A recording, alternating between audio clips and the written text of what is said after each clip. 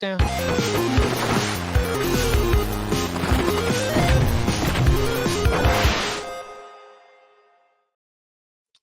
And of course, we have our eyes on that Missouri Texas A&M battle.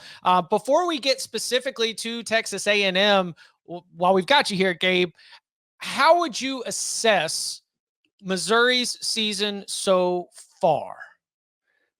Good enough, barely. Right. The only goal was get through September at 4-0. They did that. The BC game, I never really felt like in the second half they were in danger of losing that game. The Vandy game, I very much felt that. I thought going to overtime they were beat. And I think if Vandy doesn't shank a kick and they go to 2-point conversions, I don't want to be facing Diego Pavia from the 2-yard line every down. And I think they're probably losing that game. But they avoided doing what Ole Miss did last weekend, what some other teams have done. They survived. If they get to where they want to go, nobody's really going to care that it took double overtime against Vandy. But I think the defense has been a step better than I thought it was going to be early in the season. And I think the offense has been a half step to a step worse than I thought it was going to be. Why do you think that is?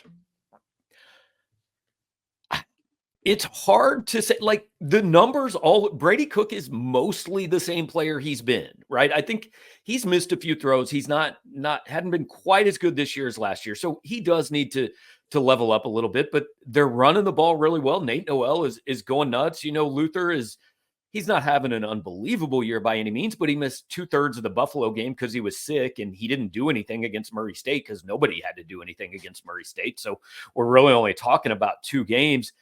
They've had no big plays, which is a big part of it. And everybody wants to say a big play has to go 60 yards in the air, but nothing's stopping these guys who have been talking about being the best receiving core in the country since March from taking a 7-yard slant and going 55 yards with it. Nobody's really done that either.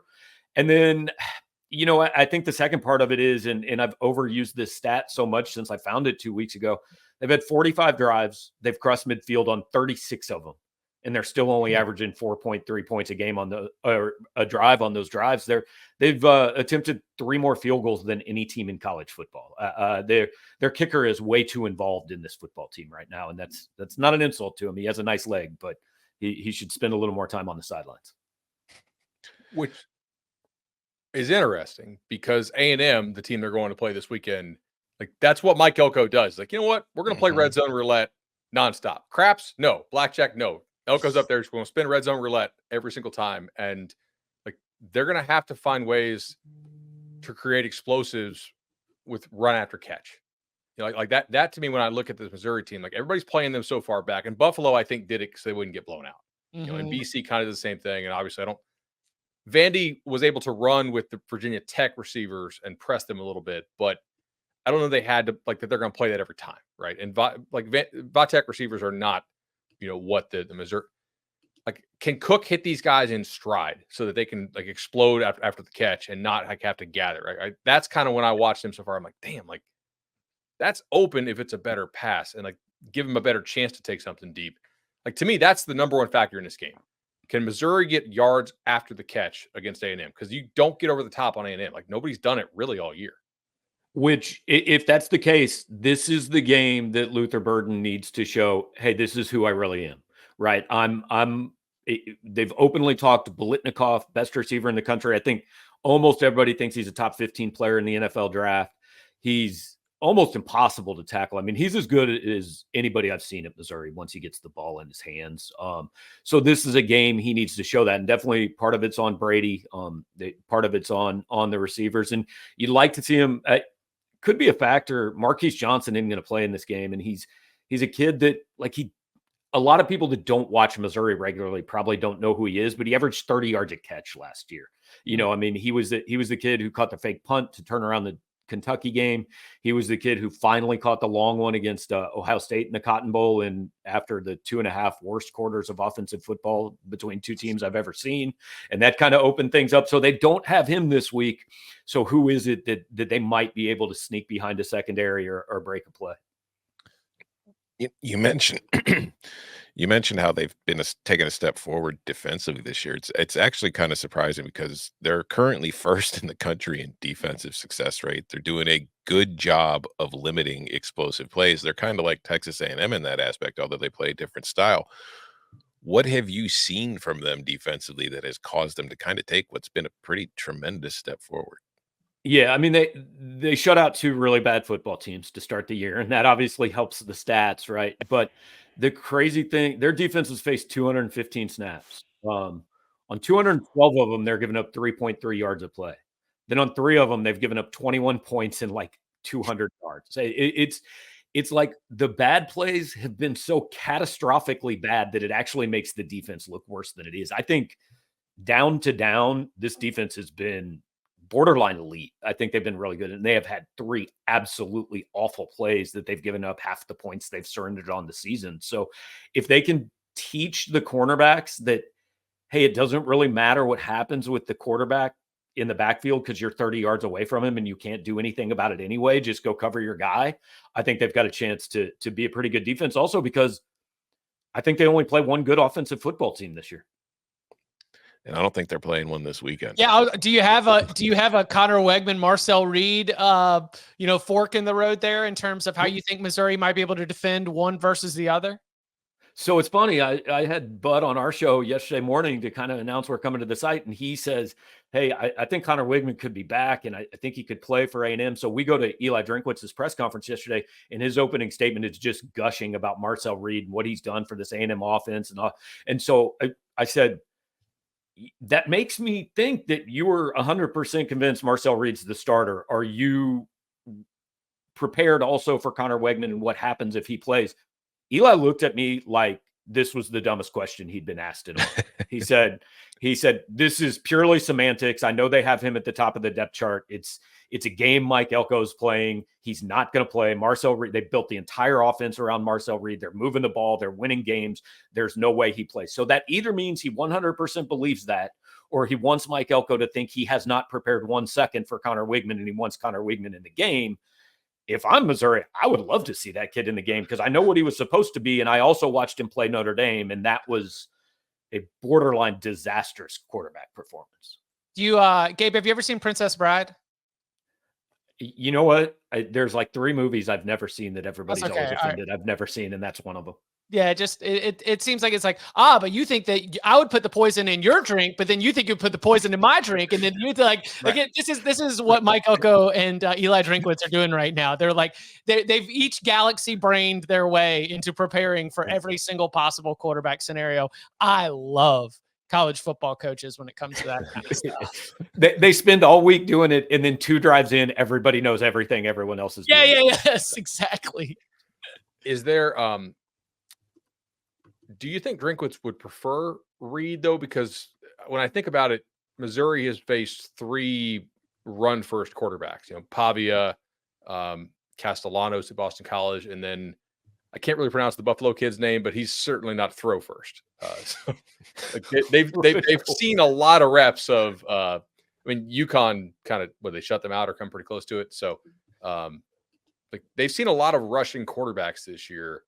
It does make me wonder, are they getting more comfortable with their plan of defending that? It's like maybe you'd actually, Reed's been effective, especially against UF, although everybody has been effective against UF so far this year.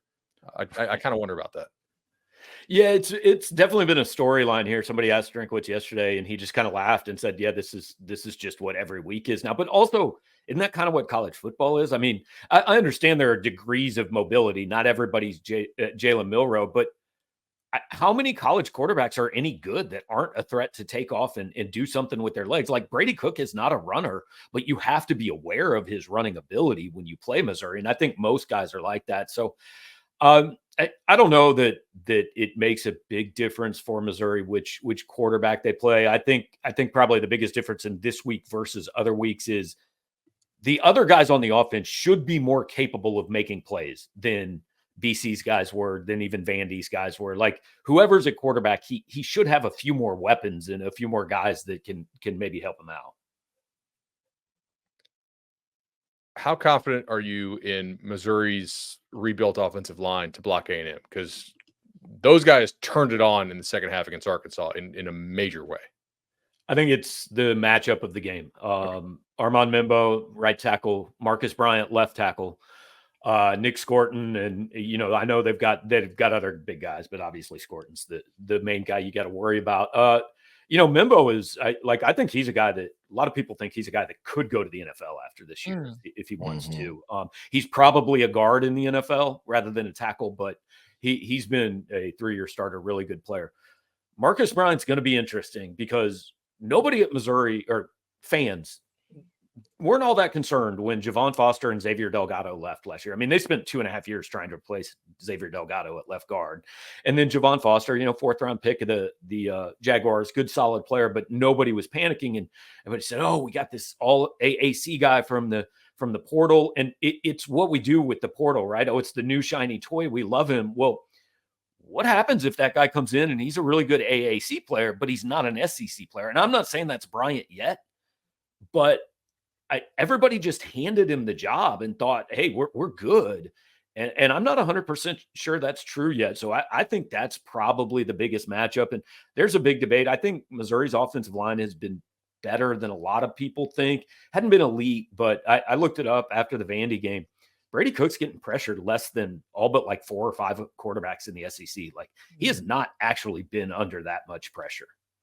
I will say also for Missouri fans watching this, the Ezeraku kid for Boston College kicked the crap out of a first-team All-ACC left tackle in Tallahassee, had a nice game against Missouri, and then was like National Defensive Player of the Week last week as BC made their comeback against Western without their quarterback. So there is, like, the sample set is only 4 games, but there's a pretty good chance Ezeraku is just a total badass and like is going to be so I wouldn't feel quite so bad about that. I was like, damn, like FSU's left tackle played really poorly, and I know this kid's good. And then like, oh, he also had a nice day against Missouri. And then, oh, he like terrorized Western. I maybe don't feel quite so bad about that. He's good. Yeah, to the point about the pressure, like Mizzou ranks 8th in pressure rate allowed so far this season. So they've done a very good job of protecting Cook. But I do think, like, kind of what to your point of what we were talking about, Scarton is probably the best that they will have seen. So we're probably going to get a much better idea of how good these tackles are on Saturday in this matchup. He was actually supposed to visit Missouri the week after he went to Texas A&M, and so kind of doubly painful if he has a big game for Missouri this weekend. There were a lot of teams that were thinking they had a shot, and then A&M locked that down on that opening weekend. That was that was big. Let me ask you this: so A&M's receivers have not been great this year. Like, they're kind of, by SEC standards, pretty mid. How confident are you that Missouri can, really devote that extra attention to the run game if it is Reed and let their corners hold up on the outside? So that's my big question about this defense. I mean, they had 2 NFL guys last year, in Chris Abrams-Drain and Ennis Rakestraw, and Blake Baker. If you guys have watched Blake Baker, like, his favorite thing is, cool, can I just send everybody and have my cornerbacks defend wide receivers, right? And he could do that last year because he could put Ennis and KAD out one-on-one on guys. Toriano Pride, Drayden Norwood, who actually transferred from Texas A&M, and he's been Missouri's best corner. He never played really at A&M, transferred after a redshirt year, but we're going to find out a little more about him. Again, I don't know if this is the week we find out about him. Like, do I want to put those guys one-on-one with Ryan Williams in Tuscaloosa in a few weeks? 100% not, but that's the only team that really scares me throwing the ball on Missouri's schedule. So I think you go ahead and find out if you can do it. And if you can't do it early, then make the adjustment. All right. Before we get you out of here, Gabe, game predictions, thoughts. How do you think this one ends up playing out? So my thought all week is A&M has one way to win this game, because A&M really has one way to win every game. It has to be 21-17. That's every single game A&M plays that they win is 21-17. The ones they lose are usually like 27-24, right? They play every game the same. I think if Missouri gets to 27 points, I don't think A&M can do that. I think Missouri can win a low scoring game, but they can also win something that gets to the 30s. I don't think A&M can do it.